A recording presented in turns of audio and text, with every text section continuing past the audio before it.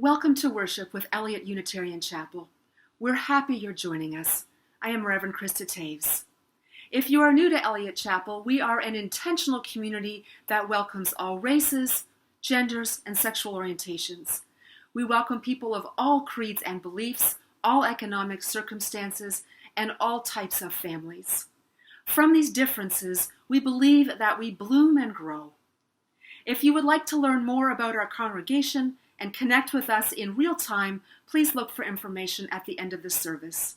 Thank you for coming.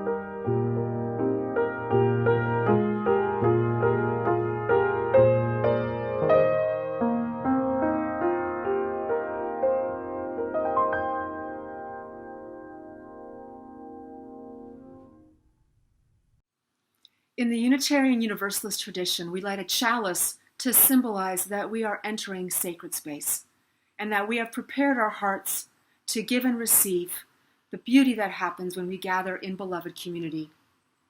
Please join with me in lighting our chalice.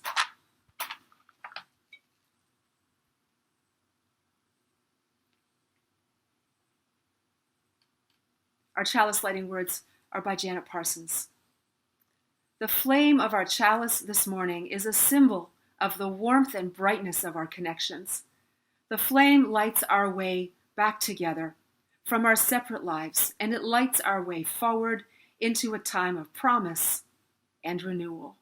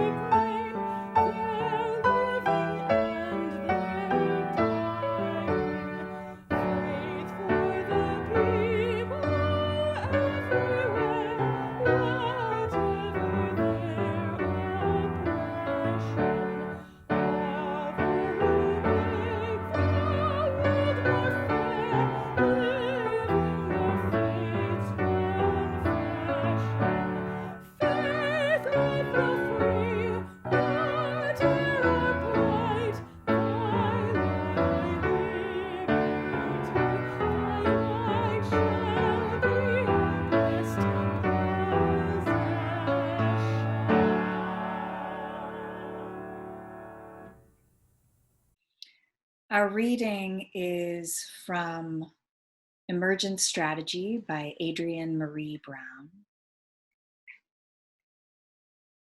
If the goal was to increase the love, rather than winning or dominating a constant opponent, I think we could actually imagine liberation from constant oppression.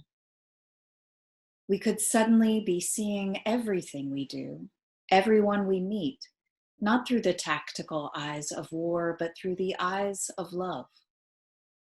We would see that there's no such thing as a blank canvas, an empty land, or a new idea.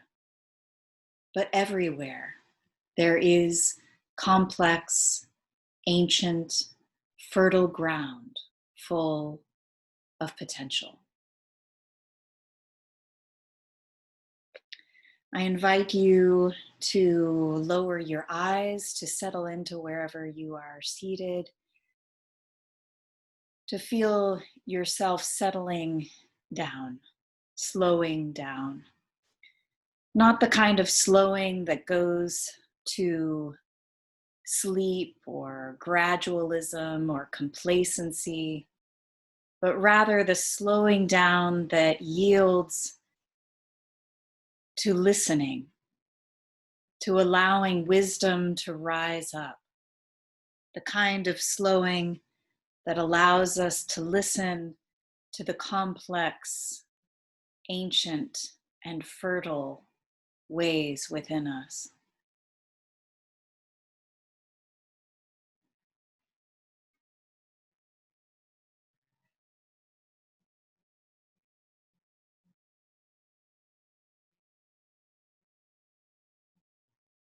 Bring your awareness to your breath, taking 3 deep breaths.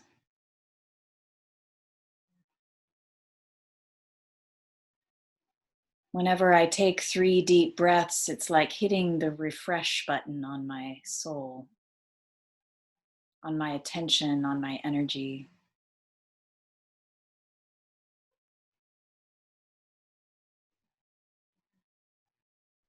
It is bringing the sacred attention forward.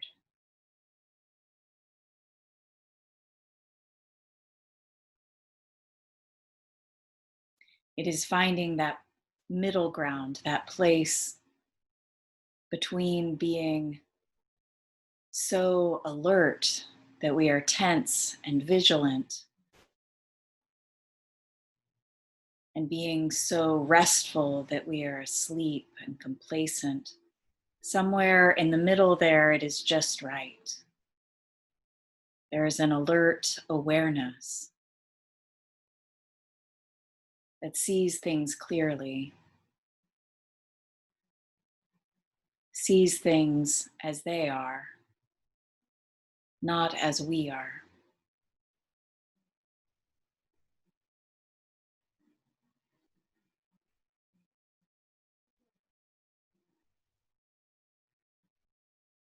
Taking 3 deep breaths, it's like cleaning the window so that we can see clearly.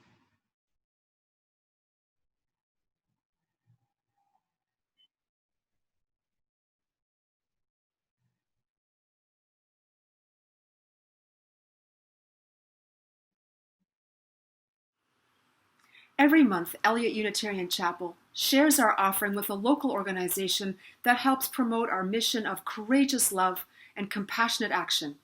In July, the organization we are sharing our offering with is the St. Louis Area Diaper Bank.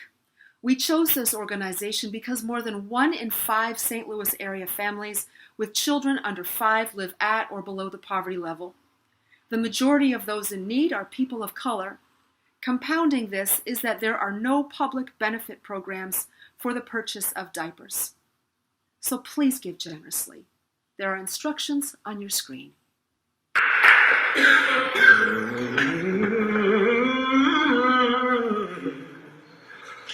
Oh,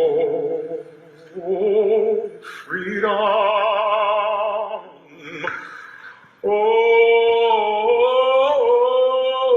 freedom. Oh,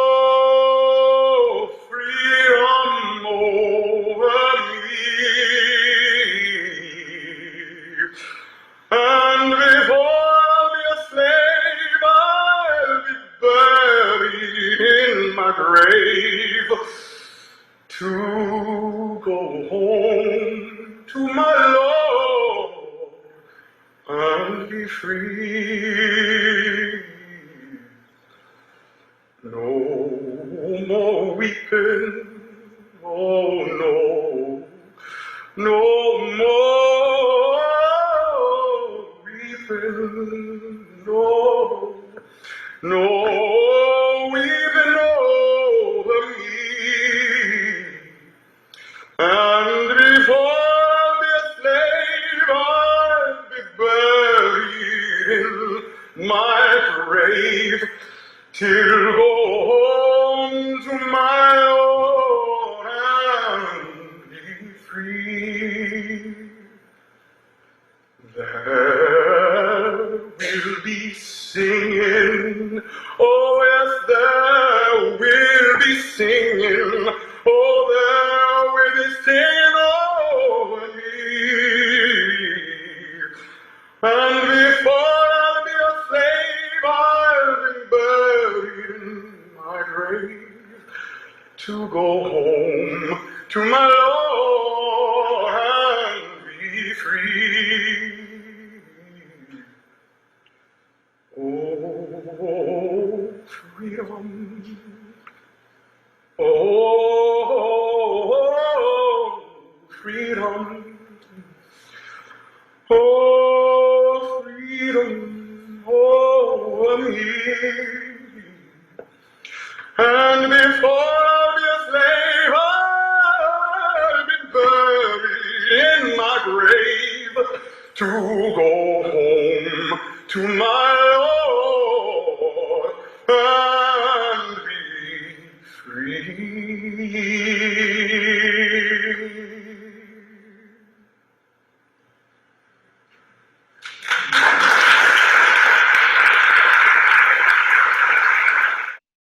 I am Susan McGinn, and some of you may recognize me. If you've been at Eliot for a very long time, then you may recognize me, but my face is going to be a lot older because the last time I was at Eliot, it was I did my internship there from 2002 to 2003, and then I was on staff for a number of years until I graduated from Eden in 2006. Then I went out to Portland, Oregon for a while, served a congregation out there, left congregational leadership to be at home with my kids for some years. And then I went into the Navy in 2015. And if anyone during my ordination at Eliot Chapel would have told me that I was going to be happily ensconced in the Navy, I would have said you were absolutely crazy. But here I am. I absolutely love bringing Unitarian Universalism to the military. It is so important that we are at the table, bringing liberal religious perspectives and progressive values to the conversation of how to advise leaders and how to take care of people that are in the military.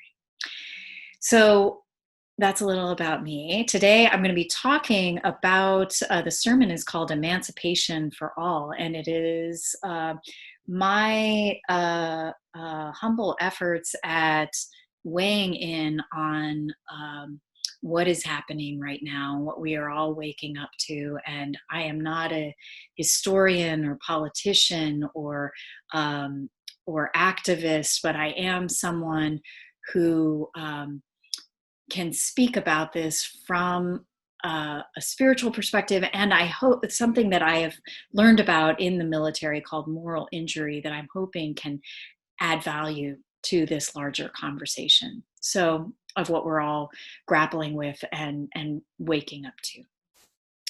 So the conversation about emancipation for all really starts with, what is emancipation? What is freedom? And I think if you look at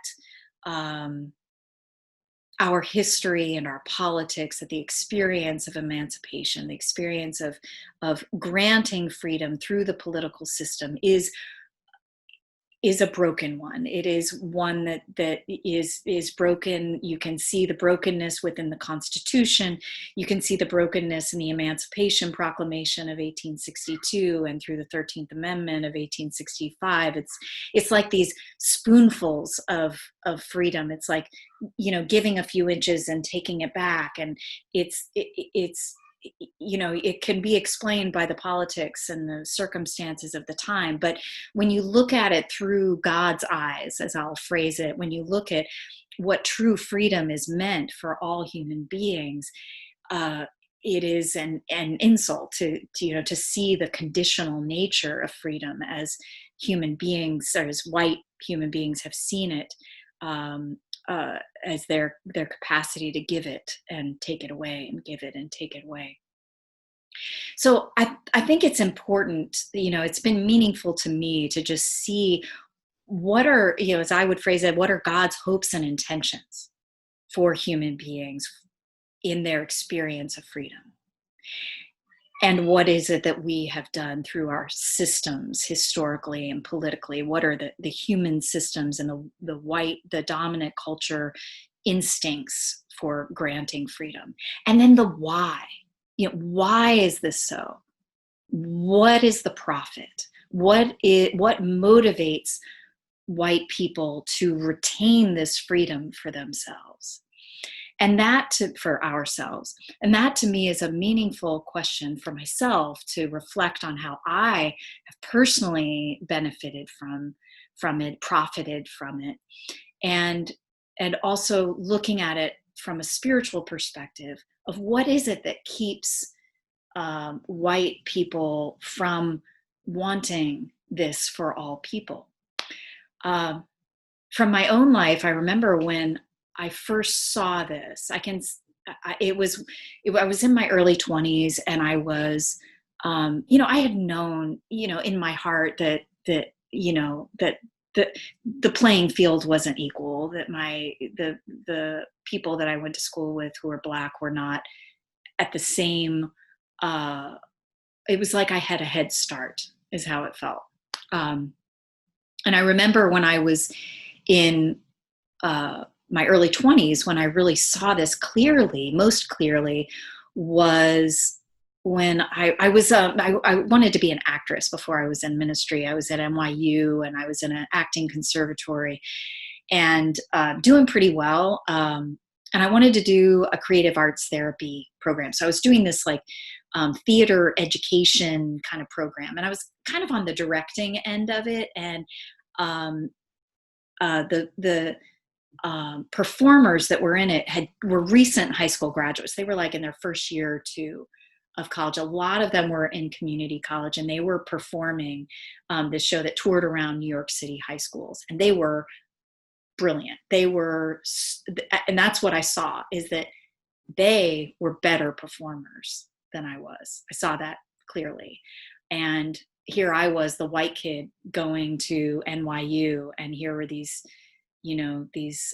students of color that were going to community colleges, and they were clearly more talented. And I definitely felt like they should probably be at NYU, at this higher level of exposure and opportunity, and they weren't.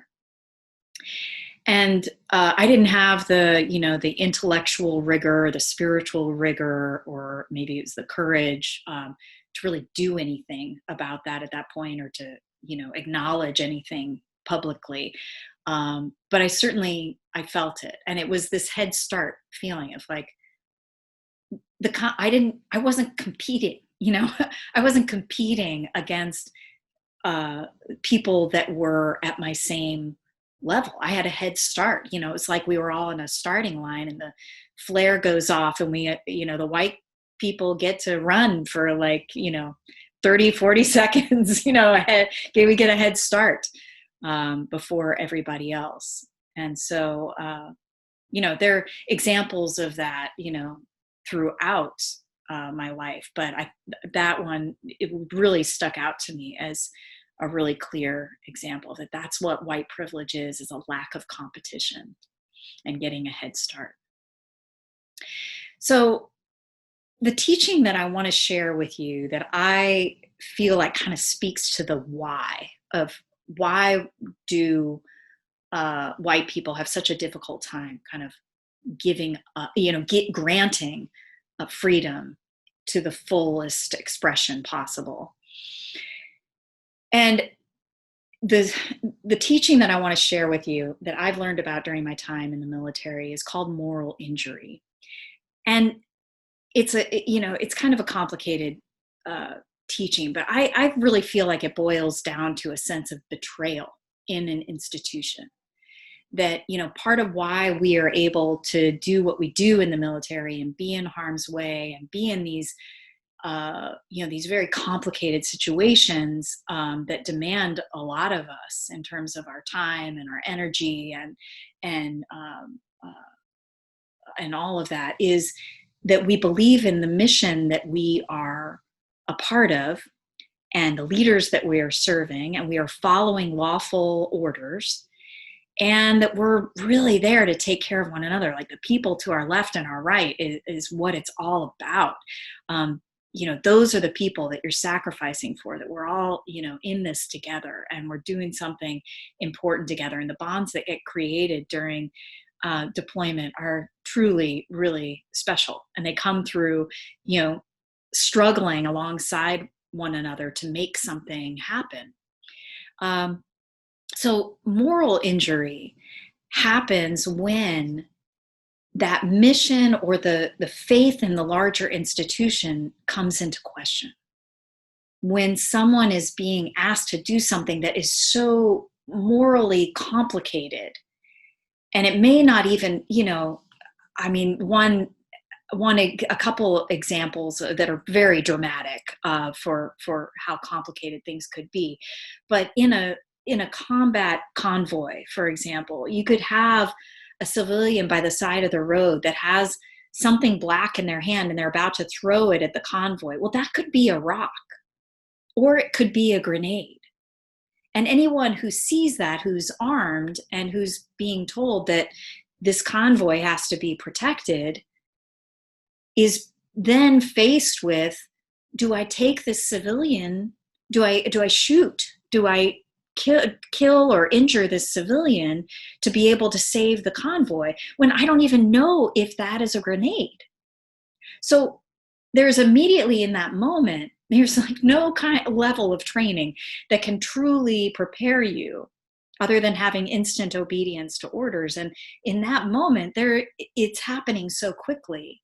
There may be somebody there to say, shoot or don't shoot, but most likely not. It's going to be up to that person to use their judgment.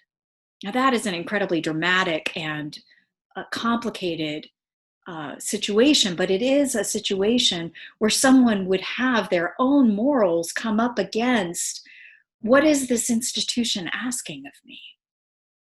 What is the mission that is being asked of me? Or a ship.